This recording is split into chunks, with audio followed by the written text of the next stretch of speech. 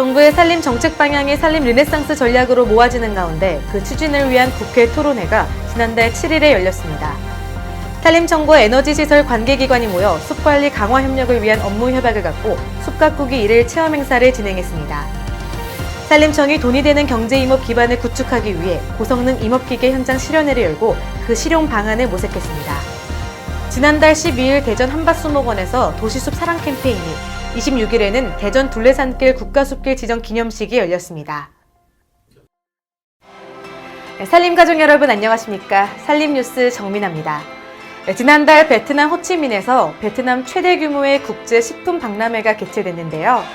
이 박람회에 대한민국 산림청이 참가해 우리 임산물의 수출 확대를 지원했는데 앞으로 우리 임산물의 동남아 수출길이 더 넓어질 것으로 기대하고 있습니다.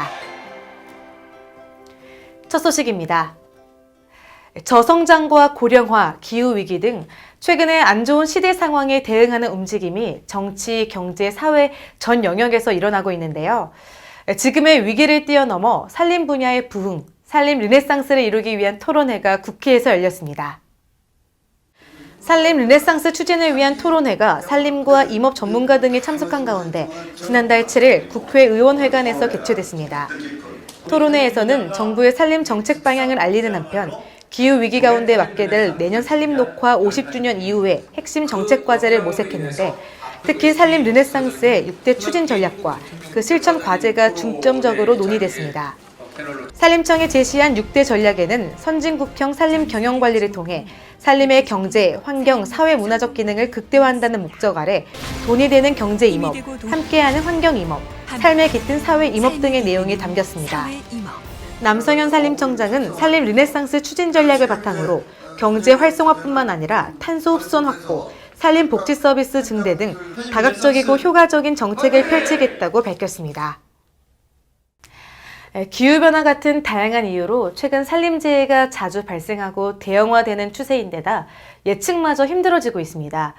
이런 때일수록 국민 안전을 위해 선제적인 산림관리가 중요한데요.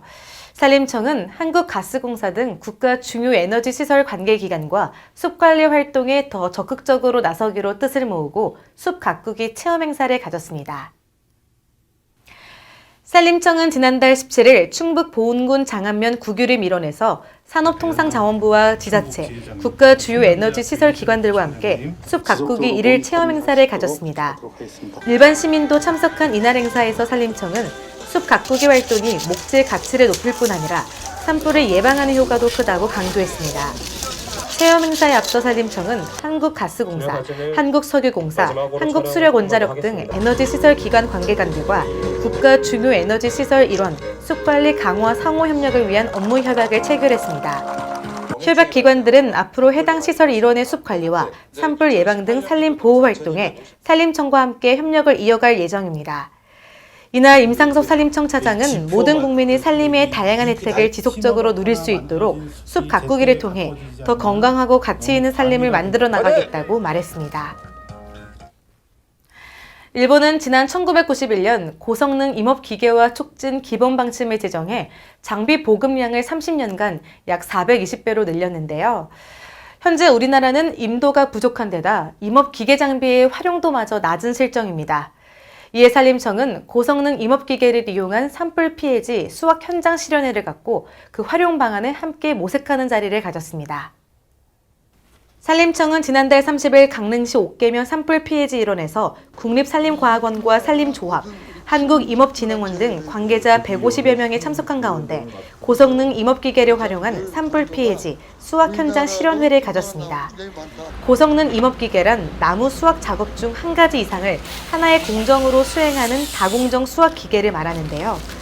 임업 분야 노동력이 고령화됨에 따라 이런 고성능 임업 기계 장비의 활용을 늘려야 하지만 아직 우리나라는 전체 임목 생산 장비 가운데 그 비중이 1.4%에 불과해 임업의 기계화 시책을 서둘러야 할 상황입니다. 한편 최근 대형 산불로 산불 피해목이 많아짐에 따라 산림청은 이를 자원화하는 노력을 기울이고 있으며 이번 현장 실현도 대형 산불 피해지인 강릉시 옥계면에서 실시했습니다. 이날 남성현 산림청장은 목재 생산의 필수적인 고성능 임업기계화로 돈이 되는 경제임업 기반을 구축해 산림 르네상스 시대를 열어가겠다고 말했습니다. 기후변화에 대한 관심이 커져가는 요즘 도시숲이 갈수록 주목받고 있습니다. 시민의 휴식 공간인 도시숲은 미세먼지를 흡수하고 온난화로 높아지는 평균 기온도 낮춰주는데요. 산림청이 제8회 도시숲 사랑 캠페인을 대전에서 개최했습니다. 또 대전 둘레산길이 새로운 국가숲길로 지정됨에 따라 그 기념식이 지난달 26일에 열렸습니다. 산림청은 지난달 10일 대전의 도시숲 한박수목원 일원에서 제8회 도시숲 사랑 캠페인을 개최했습니다. 다양한 체험 행사와 산불 예방 캠페인도 진행되는 가운데 참석자들은 2.8km 구간을 걸으며 가을을 만끽하고 도시숲의 중요성을 함께 생각했습니다. 산림청은 도시숲을 기후 문제를 해결하는 중요 자산으로 보고 도시숲이 지속적으로 확충될 수 있게 노력하겠다고 밝혔습니다.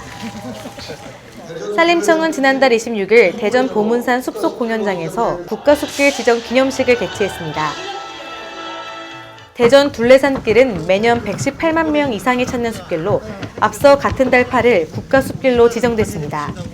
지난해 지정된 지리산 둘레길, 백두대간 트레일 등 6개 대표 숲길에 이어 올해 대전 둘레산길과 한라산 둘레길까지 새로운 국가숲길로 추가 지정된 겁니다. 앞으로 산림청은 생태적으로나 역사, 문화적으로 가치가 높은 숲길을 연차적으로 국가숲길로 지정 관리할 방침입니다.